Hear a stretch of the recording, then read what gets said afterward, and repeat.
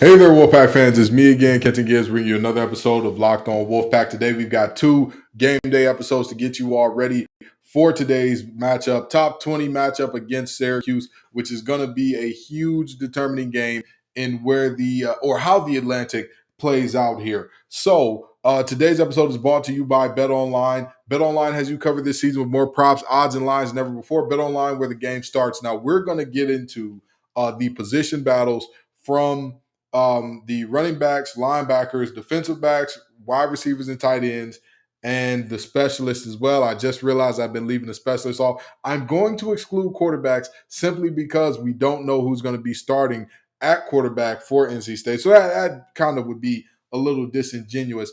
The next episode of today will be the Ken's Key / State wins if, Syracuse wins if, where I talk about the different ways that the game could go and how each team basically would have to see things work out in order for them to get a win in today's game. So stick around for all that and more on today's episode of Locked On Wolfpack.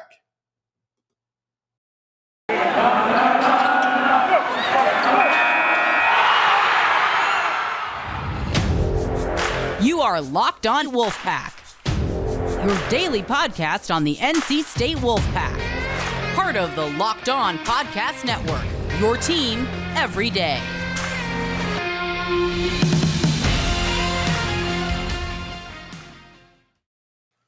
So I decided to get into this thing as going by the units that I thought would be the easiest, and two the units that I think would be the hardest to say there's a delineation of between these two teams. And you're gonna understand it as it goes along, but it'll follow the trend as follows: running backs, linebackers, defensive backs, wide receivers, tight ends, and then specialists. So we start off with the running back position. Now, we do have more quality running backs, I feel like. Jordan Houston and Demi Sumo, both quality. I don't know how healthy Demi Sumo is at this point, but we do have more quality running backs. But they got one of the best running backs in the game. They got one of the best running backs in the nation in Sean Tucker. You name it, he can do it. He carried this offense single-handedly last year. And quiet's kept, even though Schrader is much improved, he is playing a lot better. There is a very similar situation going on this year. Anybody who says that Schrader is not, or anybody who says that Schrader is having to basically carry half the workload of this offense or anything along those lines, they're not well in the head. They're not watching these games.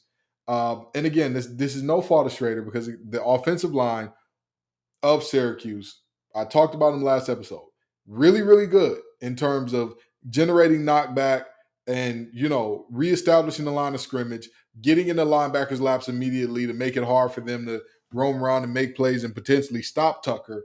So again, it's not just Schrader is oh so terrible and that's why they have to run the ball so much. No. They're really good at all the things that go along with running the ball. And of course, having a back like Sean Tucker helps with that, right? So I think that this is a fairly easy one. I don't think anybody should be questioning me here and throwing any tizzy fits about, well, who is it possible that State has it? Listen, if Sean Tucker starts and finishes this game healthy, Syracuse is going to have the best back in this game. It's just the reality, okay? The next place I want to go is the linebackers. Now, with the 3-3-5, we talked about the linebackers a lot. We talked about, you talk about the linebackers a lot. You talk about the guys who are going to be important in terms of making all the plays and creating all the havoc and all those things. And when you look at Syracuse, starts and ends with Michael Jones. He is a guy that he's their Peyton Wilson, basically. He flies around. He is everywhere all the time. I mean, he's a freak of nature. He is one of those guys that whatever you ask of him, he will do it at a high level. He will do it at a high. He leads this team in tackles, has 2 sacks on the season, 1 forced fumble, 1 fumble recovery. Michael Jones is that guy, 6'1", 224. He plays like it. He plays every bit of that size.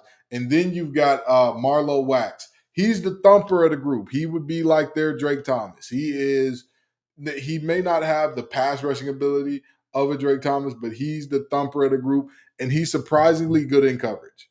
Marlo Wax is surprisingly good in coverage. Like I'm trying to tell you, for a guy that goes about 240, you think to yourself, oh, he's going to be real good coming downhill. But when you ask him to go backwards, when you ask him to move laterally, we're going to have something. I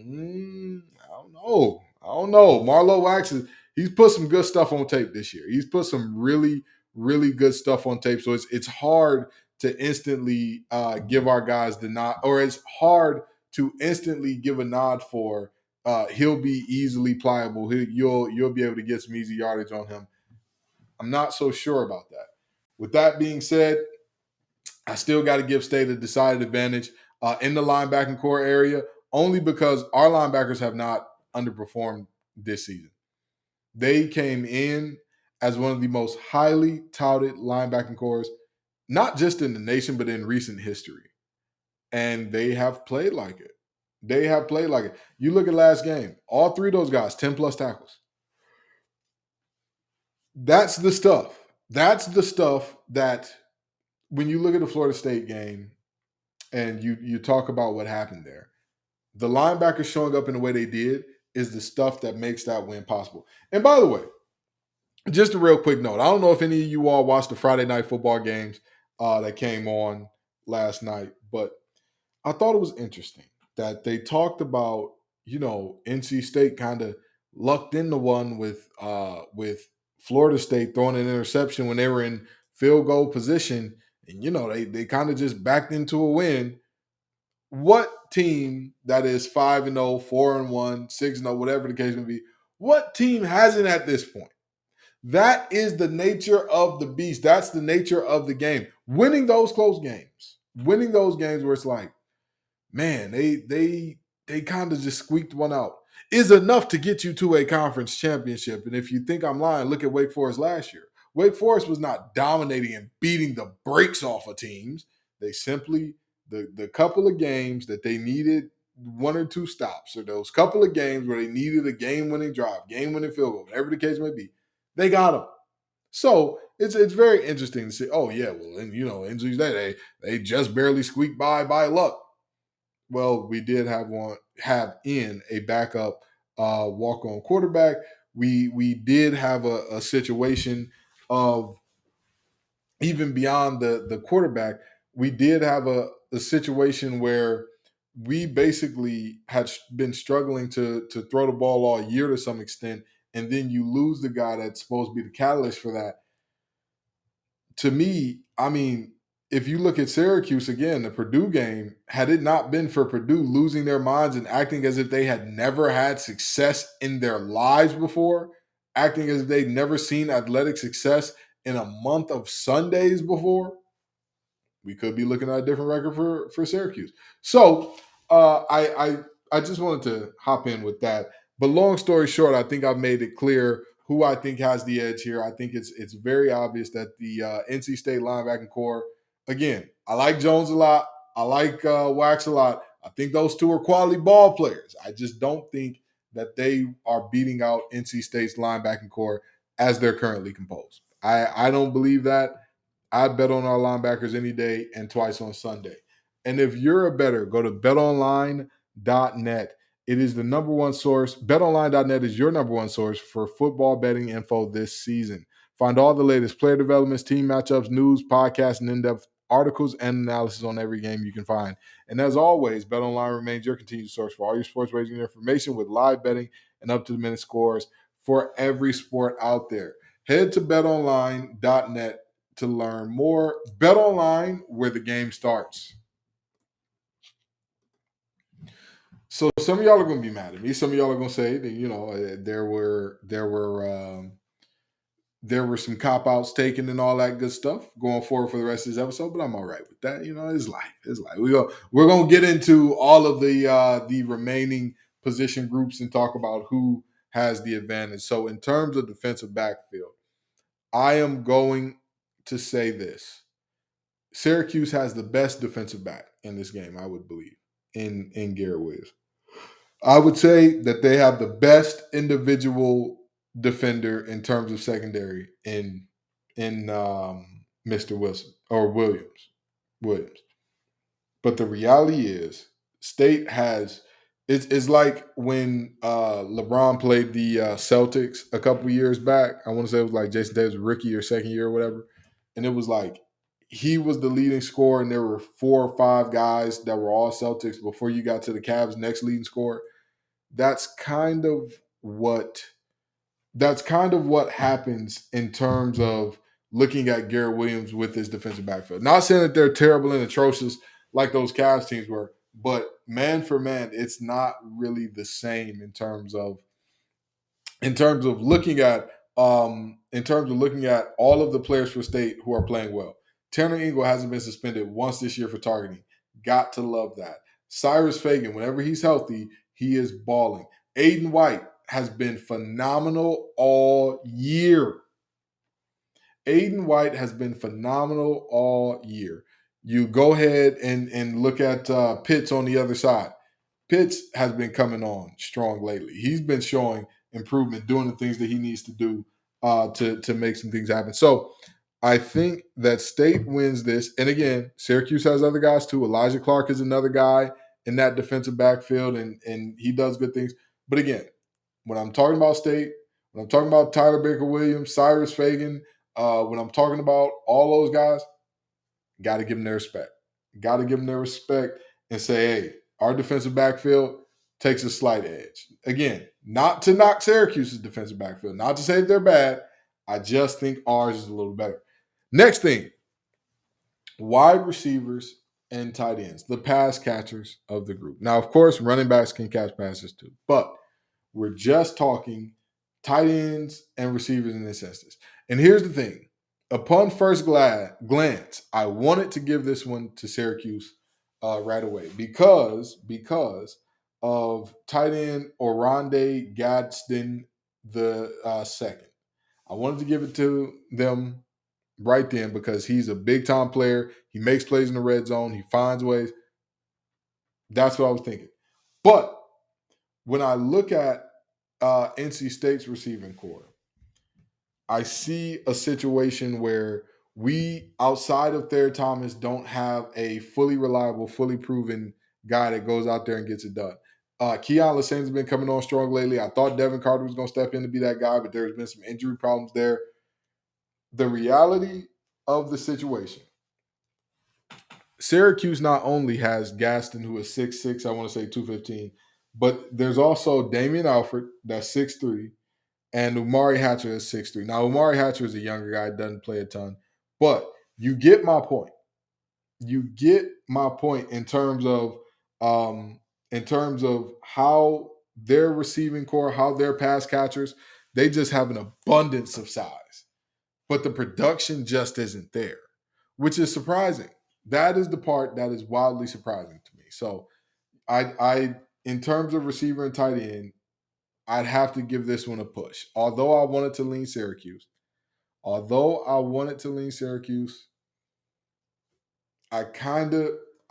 listen, I get it. Some people aren't going to like that, but the reality is this. If Anthony Smith is coming back this week, again, every time Anthony Smith's on the field, he's primetime TV, he's doing something right, he's putting his team in a position to win. I think that there's not much more that you can ask of a guy in terms of what he is. And now the special teamers. This one is another push. And I know what you're thinking. You're making easy stuff. You're making cop outs and all that. Smits is a bad boy. He's been a bad man over there at Syracuse, kicking that ball through the uprights for years. Dunn has to. Our punters, I think our punter's a little bit better, but in the grand scheme of things, the difference I don't think is enough to make me go away from my stance of this is definitely a push. This is definitely one where I'm like, it could go either way.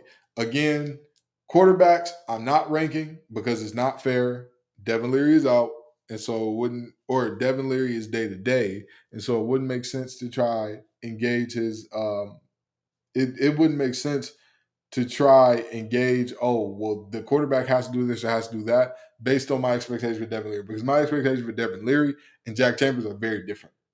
Those are two totally different sets of expectations. So we're not going to go there and talk about that. But again, the running backs, Q's got that by a mile. Linebacker, State has that one.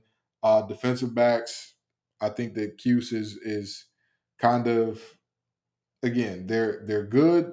They're not our defensive backs. Wide receiver and tight end, they have some massive pass catchers. Massive pass catchers. The production ain't there, but they could drag out a lineup with a bunch of 6'5" and 6'3" guys, and like, what can you do there? What I think they got a tight end that's 6'7", about 260 as well. So what can you really do there? And again, the specialist, hey, this is neck and neck. These two, neck and neck. Smith has only missed once this year. I don't believe that what is the words that I'm looking for right now? In terms of what I'm looking at, in terms of my words are losing me. The reality is these teams are both very, very good. But again, when I'm looking at these units, unit by unit, I'm telling you why I've got everybody that I've got here. And this is, again, the linebacking core, like Jones, like Wax. I just don't think that that's a good matchup in terms of going up against one of the best linebacking cores in the nation. The defensive backfield, they got the best guy. I think that our unit, I think the whole of all of our parts, I think we got them there. The pass catchers, they got all the size in the world, just not producing. We have one receiver that we know is reliable. Everybody else has been hurt, been suspended, you don't know what's going on, but there's just not really too much, or there's way too much to figure out there. And for the specialists, again, it's about neck and neck. Smith is great at what he does. So is Dunn, all that good stuff. Live and be merry. I'm not really too into saying what somebody is or is not based on what I'm guessing here or what I'm predicting here. But this is about what I've seen this year. That's what this is about. This isn't about what I'm projecting or what I've seen last year, what I thought I should see this year. This is purely based on what I've seen this year. So there's that. We'll be right back after a word from our local sponsors. So, Wolfpack Nation, I hope that I've made this clear to you in the pregame session here that these are how I expect these are what I believe in terms of what I believe these players are, who I believe has the better position groups, who I believe has more talent and all that good stuff. Not necessarily indicative of who I think will win the game, because again, there is a lot of different factors that go into that. And I'm going to get into that in the next episode as far as, the what ifs and how the State win and Kenton's keys and all that good stuff. I've done it before. I'm going to do it again to make sure that y'all have everything you need to be ready for this game today that is going to take place up in the Carrier Dome. Peace and love, y'all. And as always, go Pack.